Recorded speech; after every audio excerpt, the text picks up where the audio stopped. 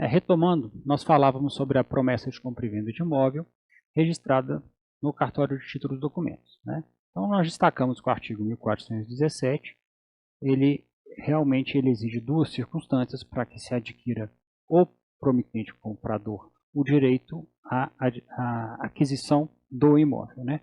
Então, para que ele tenha esse direito, precisa de não existir cláusula de arrependimento no documento, assim como também o documento tem que ser levado a registro no cartório de imóveis. Então, essa informação tem que ser passada para o apresentante e também constar do requerimento. Ou seja, para que vamos supor que no contrato não tem cláusula de arrependimento, que é raro, viu? Porque a maioria dos contratos tem sim cláusula de arrependimento, muito embora mencione que o documento, que às vezes, essa promessa de cumprimento é irretratável, não. Há cláusula de arrependimento, inclusive fixando multa, né, de devolução do valor anteriormente fixado, devolução em dobro. Então, a maioria dos contratos de promessa de compra e venda sim tem a previsão de arrependimento, mas tem que ser informado de qualquer forma, qualquer leitura que se faça do contrato tem que ser informado ao apresentante que, se esse for interesse constituir esse direito em favor do comprador, o documento tem que ser levado necessariamente a registro no cartório de imóveis, porque o registro em RTD não vai suprir essa necessidade dele. Tá? E a outra coisa que tem que ficar bem clara, que o registro em RTD, para a gente pode parecer muito natural, mas para o apresentante ou para as partes pode eventualmente falhar, ou ela deixar para depois, ou achar que está segura apenas com o registro em RTD e deixar para fazer a escritura e a transferência para um momento muito futuro. Então tem que constar claramente que a pessoa tem que pegar, que ela somente se tornará dona depois que for feita uma escritura e levada ao cartório de imóveis correspondente. Ressalva expressa no documento. Assim como na sessão de posse, é muito importante que na promessa também exista uma ressalva, né, preferencialmente por carimbo, e que ela conste, pelo menos da última página, se não de todas as páginas, né? Que o documento ele é registrado só para fins de publicidade, prova de obrigações convencionais, que ele não altera a propriedade do imóvel, que ele não assegura ao promitente comprador o direito à aquisição do imóvel, tá? E que esse direito somente vai ser adquirido com o registro no cartório de imóveis. E também destacar também que o proprietário somente se tornará proprietário ou promissário comprador quando o promitente vendedor lhe outorgar a escritura lavrada no cartório de notas e levada no cartório de imóveis. Então, um texto, não tem como fixar esse texto, porque cada um tem a liberdade para redigir o seu texto. Isso aqui é só uma exposição, mas é uma chancela, não precisa ser muito extensa, mas que diga esses pontos relevantes aqui que tem que constar no documento para que a parte seja bem informada sobre os efeitos do registro. Precatórios, tá? O precatórios foi só uma retificação do dispositivo. O dispositivo que existia no corpo da Lei 15.424, ele previa um enquadramento. Só que quando se chegava na tabela de emolumentos, havia uma faixa própria para os precatórios. Então, lá no corpo mandava que se observasse a terceira faixa prevista na linha A do item 5. Só que quando chegava lá na tabela, já existia o item 9 com emolumentos próprios. Então, eram dois dispositivos, cada um mandando se aplicar no momento. O que foi feito, essa parte que está aí taxada, ela foi retirada do corpo da lei. Então, no corpo da lei não mais se prevê qualquer enquadramento para precatório, então somente o texto permaneceu lá. E já na tabela 5, que tinha uma faixa própria, deixou de ter a faixa própria e fez remissão a uma outra faixa da própria tabela 5. Então, resolveu a situação, porque só um dispositivo faz o enquadramento dessa questão dos precatórios. Comunicação de atos processuais eletrônicos por advogado. Tá? Registro em ato único. Esse dispositivo ele é muito importante, por quê? Porque o CPC trouxe várias hipóteses que o advogado, ele próprio, ele pode realizar atos de intimação, de notificação da outra parte, da ciência, ele mesmo pode realizar esses atos, tá? E aí, às vezes, ele quer fazer da forma que ele quiser, ele pode mandar um AR, ele pode mandar um WhatsApp, mas muitos advogados preferem a oficialidade do registro de títulos e documentos, encaminham esse documento para o cartório, e o cartório acaba fazendo essa notificação. Só que hoje, o documento, quando chega no RTD, ele segue a sistemática geral. Qual é a sistemática geral? A sistemática geral é a que consta do parágrafo 4º do artigo 10 da Lei 15.424. Ou seja, o documento tem que ser separado, cada anexo é separado. Se houver conteúdo financeiro em cada um destes documentos, tem que ser cobrado por conteúdo financeiro, é exatamente o que diz o inciso 5 do parágrafo 4º do artigo 10. Né? E a questão de ser separadamente consta expressamente do artigo 439 do Código de Normas. Então, hoje, quando o advogado chega com várias peças, acaba que o oficial tem que registrar a notificação, registrar as peças, para poder encaminhar a notificação com as peças. O procedimento acaba se tornando oneroso, às vezes até um pouco confuso, porque na verdade o advogado queria dar cumprimento ao processo judicial e gostaria de fazê-lo tudo na mesma peça, só que por uma razão específica não teria como, porque é uma razão de cumprimento das duas normas que nós citamos anteriormente. Então essa é a única exceção em que o anexo que vier junto com uma notificação, ele vai ser registrado junto, é a única, tá? Até o dispositivo subsequente, nós vamos ver, não trata da questão. Então essa é a hipótese do advogado que comparece no cartório. Ele vem com peças processuais eletrônicas. As físicas não se aplicam. Tá? Se houver peça física, cada vez mais raro, mais improvável, etc. Mas se houver peça física, ela não se aplica ao dispositivo, ela tem que ter um registro separado, etc. Mesmo sistemático. Mas as peças eletrônicas, que é a tendência e é o que deve ocorrer daqui para frente, elas devem vir a ser apresentadas em conjunto e aí vai enquadrar nesse dispositivo aí do 439. Tá? Quais são os requisitos? O que a gente deve observar para ver se a pessoa que apresenta o documento, se ela realmente tem direito a esse enquadramento? O apresentante, na verdade, o signatário da notificação, né? Perdão, o signatário da notificação, ele que deve ser advogado. Tá? Então, o advogado, ele está apresentando aquelas peças para poder fazer a notificação. A finalidade da notificação é realizar uma comunicação de um ato processual que o Código de Processo Civil incumba a parte. Então, ele incumbe a parte, incumbe ao procurador da parte realizar alguns atos, ele próprio pessoalmente. Então, ele vai fazer essa notificação, a finalidade dela é essa. A notificação deve estar acompanhada por peças processuais em meio eletrônico, tá? Não se aplicando a eventuais peças físicas que ele traga. Então, se ele trouxer algumas peças físicas juntas, não vai se aplicar o dispositivo para ela. Como é que se aplica? Ele trouxe eletrônicas e físicas. As eletrônicas vão junto com a notificação, um único registro, e as físicas vão separadas. Porque o dispositivo não contemplou as peças físicas. Até porque eu imagino que a legislação tenha avaliado que essas peças físicas estão cada vez se tornando mais raras e elas não virão mais, né? O advogado deverá rubricar todas as folhas. Por quê? Porque o CPC deixa claro que o advogado pode extrair as peças do processo e ele pode autenticá-las, salvo se alguém impugnar a validade das mesmas, mas ele pode autenticá-las. Tá? Então ele vai rubricar todas as folhas, assim como ele fez em todas as folhas da notificação. A cotação parcial como uma única carta de notificação. Então, todo o procedimento vai ser considerado uma única carta de notificação. Quais códigos vão entrar aí? 5601, 02, 03, 04 e 05, sendo a diligência urbana. Né? Além desses, o que mais? Só arquivamento. 8101, não entra outro código, não precisa de fazer um registro para cada documento, e aí a notificação entra aí, além naturalmente da condução, conforme a distância do local a ser notificado. O item 6. A carta de notificação e as peças processuais em meio eletrônico serão registradas conjuntamente sob o mesmo número, né? É aquilo que a gente já tinha falado anteriormente.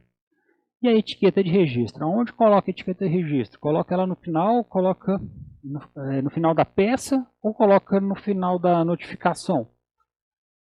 Normalmente a gente coloca sempre no final do registro, né? Mas o que está sendo registrado aqui é a notificação acompanhada dos documentos, que por força de lei é considerado um documento só. Então a etiqueta vai ser afixada na final da notificação normalmente. Para que não se corra o risco de se fragmentar aquele registro e ter carimbo do cartório em outras folhas sem um elo de ligação com o documento, recomenda-se que todas as folhas sejam numeradas, de 1 até o final da notificação com as peças todas, né? Tá, agora nós temos o item 6, que ele se refere às comunicações de atos processuais judiciais, tá? Só que isso depende de uma regulamentação posterior do TJMG, se vier a ocorrer, tá? Porque essas comunicações processuais judiciais já existem em alguns estados, que nós vamos ver mais adiante, e em Minas Gerais, se ela vier a ocorrer, vai se enquadrar nesse dispositivo. Então, esse dispositivo aí, ele não é aplicável para ninguém que compareça no balcão da serventia. Não, a pessoa pode comprar, eu quero um enquadramento aqui, né? O advogado chega, eu quero enquadramento no 12 e não no 11. Não tem direito. O enquadramento no 12, ele é específico para aquelas demandas que venham diretamente do judiciário para o cartório, se vierem. Tá? Se elas não vindo, ela não se aplica. O dispositivo que se aplica à parte para a comunicação de atos processuais é aquele anterior que nós vimos, o 11. O 12 é exclusivamente quando venha diretamente do Poder Judiciário, se vier.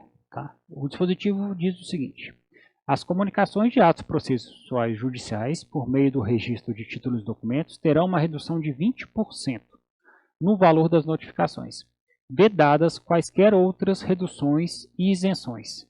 E as comunicações amparadas pela justiça gratuita serão compensadas por regulamentação de iniciativa do Tribunal de Justiça. Então, as gratuidades também estão amparadas, os registradores também vão fazer, e eles vão ter alguma forma de compensação que vai ser disciplinada pelo Tribunal de Justiça, se esse dispositivo, essa normatização pelo TJMG, vier a ocorrer. Bom, aqui o exemplo do Tribunal da Justiça da Bahia.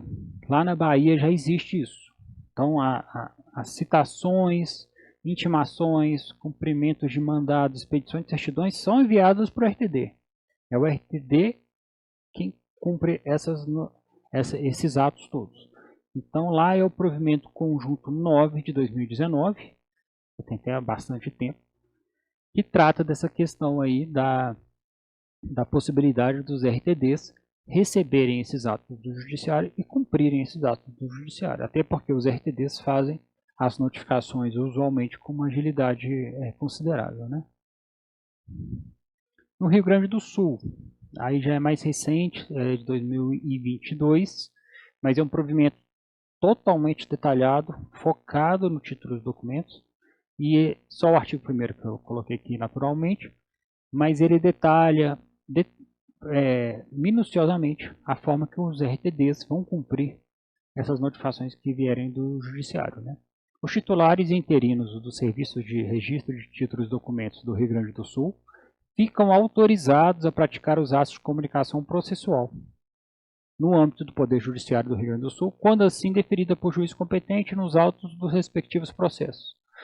Eles seguem detalhando mais, falam que alguns casos não vai se aplicar, como aqueles que tem alguma forma de coerção, tal, mas é bem detalhado o procedimento e de qualquer forma está funcionando bem no Rio Grande do Sul, né? Então é um exemplo a se pensar, né? Em Tocantins é uma própria lei complementar, a lei complementar que disciplina essa possibilidade de que os serviços registrais possam fazer a prática da comunicação de ato processual.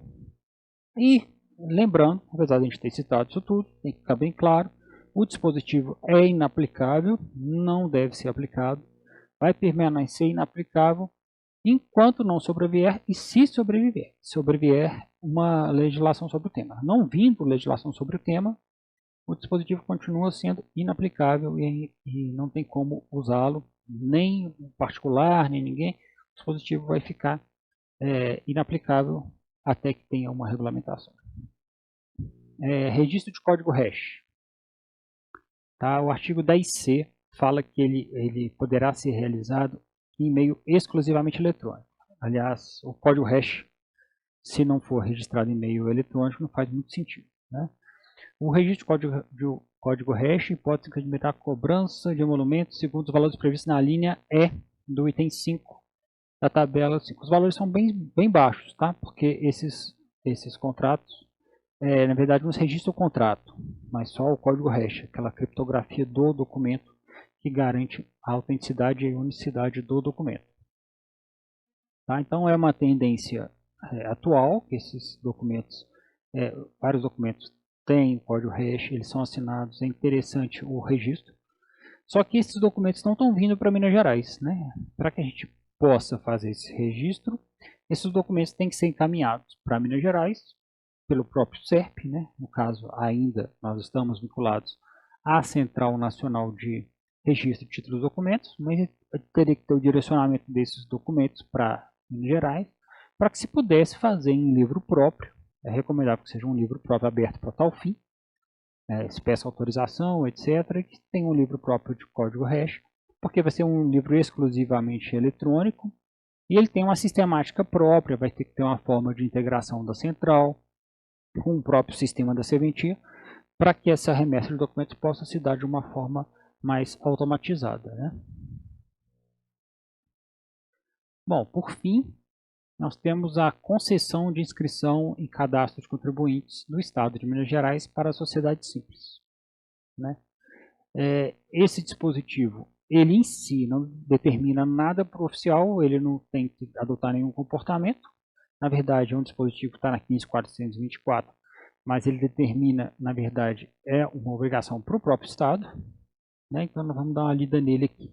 Apresentada a prova do registro da pessoa jurídica na junta comercial ou no cartório de registro civil das pessoas jurídicas, conforme o parágrafo do artigo 9º da Lei Federal 11.598, aquela que disciplinou sobre a rede SIM, será obrigatoriamente concedida a inscrição do estabelecimento no cadastro de contribuintes do Estado de Minas Gerais.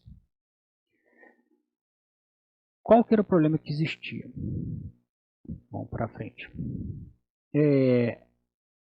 As sociedades simples não conseguiam obter esse cadastro de contribuintes no Estado de Minas Gerais. O Estado não aceitava que uma sociedade simples pudesse ter esse cadastro, porque ele estava vinculado à ideia de que as sociedades simples não poderiam exercer alguns objetos. Né? Então nós vamos ver aqui na frente que essa percepção dele não mais casa, dele, o Estado, não mais casa com a leitura que hoje o Código de Normas e a disciplina do Código de Normas em relação às sociedades, mas sim a uma visão que se ligava ao Código de 2016. Então, voltando ao dispositivo em si, ele não muda a atuação do registrador, ele continua registrando normal, não determina nenhum comportamento ao registrador, ele vai continuar agindo normalmente, mas sim é um dever ao Estado, que é dar essa inscrição estadual para as pessoas jurídicas em RCPJ, assim como ele o faz em relação às pessoas registradas nas juntas comerciais. Tá? Então, as pessoas jurídicas registradas em RCPJ, que são sociedades simples, as com fins lucrativos são sociedades simples, elas poderão ter esse cadastro e isso vai dar uma enorme gama de possibilidades a ela, muito além de apenas elas poderem exercer uma atividade ou outra no seu objeto social. Vamos ver então por que tem essa diferença. Né? O Código de 16 ele separava sociedades em sociedades comerciais ou civis. Né? Então o foco era exercer o comércio ou exercer uma atividade civil. Então era comércio, junta comercial. Era uma sociedade civil não comercial, RCPJ. O Código de 2002 ele não mais adotou essa separação. Na verdade, o que ele focou foi na complexidade da organização da pessoa jurídica.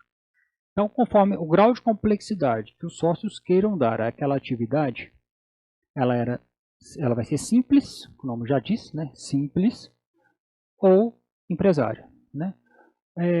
Essa simplicidade normalmente, às vezes o próprio sócio na sociedade simples, ele trabalha lá dentro. É muito diferente de uma sociedade empresária. E a sociedade empresária, a pessoa ela empreende, ela não necessariamente ela é um dos sócios que trabalha. A sociedade simples, usualmente, é o próprio sócio que está lá à frente do negócio. É uma sociedade de engenheiros, por exemplo, são 7 engenheiros, os 7 engenheiros trabalham lá cotidianamente naquela empresa. É diferentemente de uma sociedade empresária. Mas isso não significa que ela deixa de ser simples, porque ela tem uma organização mais simplificada, porque os sócios, em sua maioria, exercem pessoalmente a atividade na empresa. Isso não significa que ela não possa exercer alguma outra atividade, assim como tinha a divisão em 2016.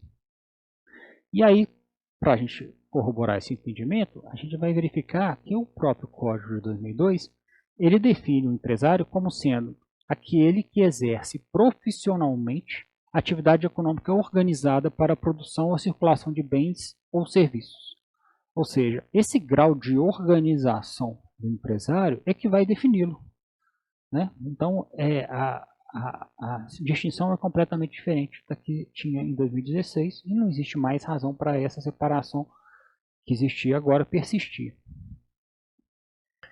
Um outro argumento favorável à questão é que tanto os RCPJs como as juntas comerciais, indistintamente, eles participam como órgãos executores da Rede Sim. Todos os dois estão integrando a Rede Sim, eles têm assento na Rede Sim e eles são órgãos executores da Rede Sim. A Lei Complementar 123, que é a Lei de Microempresas e Empresas de Pequeno Porte, também trata da questão.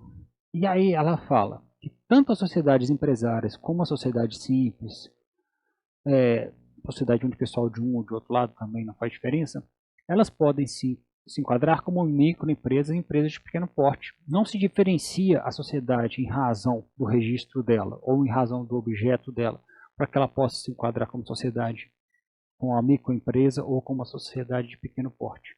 A Lei Complementar 123 trata indistintamente essa questão. Qualquer um dos dois pode se enquadrar como microempresa.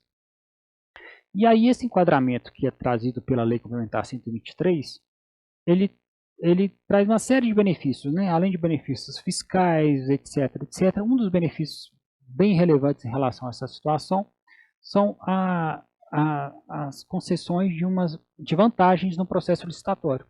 As empresas de pequeno porte e as microempresas, elas têm alguns privilégios no processo licitatório. Quais são eles? Assim, vamos citar alguns, né?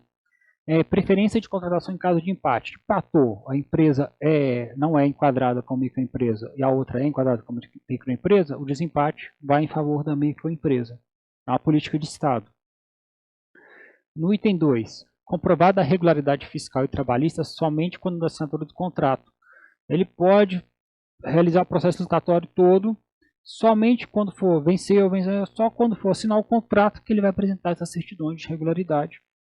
Esse é um benefício dado a microempresas, que, como dito, é sociedade simples, é sociedade empresária, qualquer uma delas se enquadra como microempresa sem problema algum. A Receita Federal não vê óbice nisso. Direito de emitir cédula microempresarial em caso de empenhos não liquidados e pagos. Isso é bom, porque a pessoa, empenhos não liquidados e pagos, significa que a pessoa tem crédito a receber do Estado e não recebeu. Ela não recebeu aquele crédito, ela pode emitir uma cédula de crédito microempresarial para que ela possa fazer face às suas despesas até que seja paga, né? E o item 4, um processo licitatório destinado exclusivamente à participação de microempresas e empresas de pequeno porte. Então pode ter uma licitação específica para essas empresas, né? Então essas empresas poderiam participar de uma licitação específica para a faixa delas. E tudo isso, gente, a sociedade simples acabavam alijada, porque muitos dos requisitos desse edital de licitação mencionava a necessidade da pessoa ter a inscrição no cadastro contribuinte do Estado, porque ela precisaria de fazer algumas atividades, e aí ela teria que ter essa inscrição no cadastro contribuinte.